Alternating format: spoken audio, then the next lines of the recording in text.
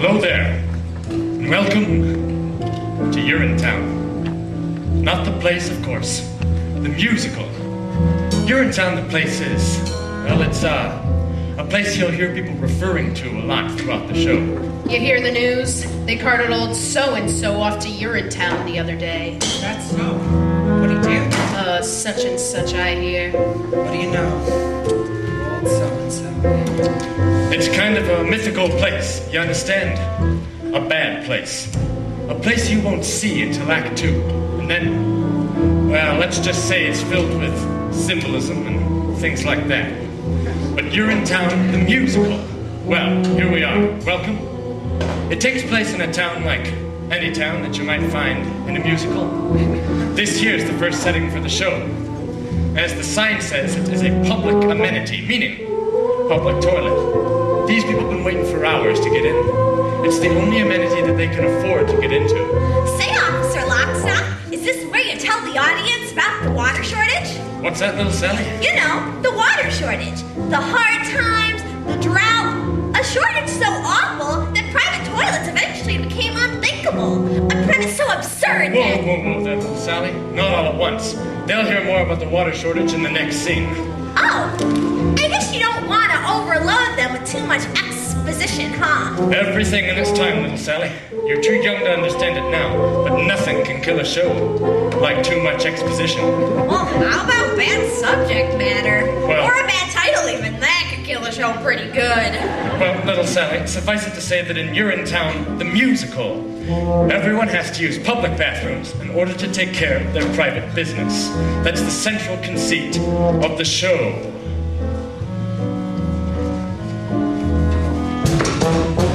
Better hope your pennies add up to the fee.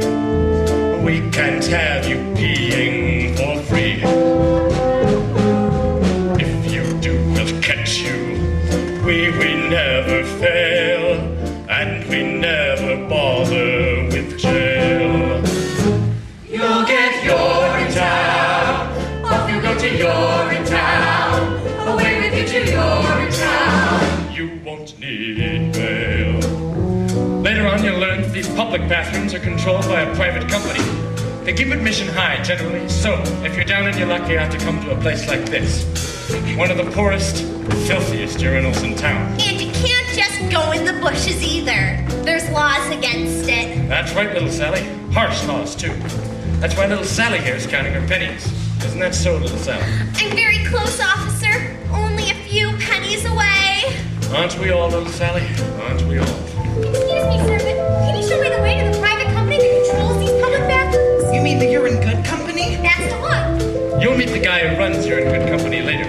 That there's his daughter. Well, it's quite a ways from here, ma'am. This here's the bad part of town. So it is. But if you squint, you can just make out their headquarters rising above the skyline. The gleaming tower on the hill? That's the one. Gosh, it's beautiful. You most certainly are. Pardon? It most certainly is. Well, I'm running late. Thank you ever so much for the directions and such. Bye. Anytime.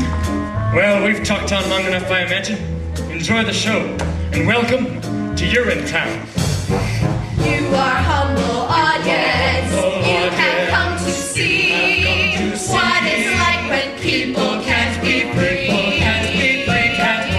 First act lasts an hour. Don't assume you're fine. Best go now, there often is a line. This is Urinetown. Unrest you here at Urinetown. It's innocence in Urinetown, all by design. It's the oldest story. Masses are oppressed. Faces close and bladders all distressed. Rich folks get the good life. Poor folks get the poor. In the end, it's nothing you don't know. You're at Urinetown. Your ticket should say Urinetown. Your refund says it's Urinetown. We'll keep that dough.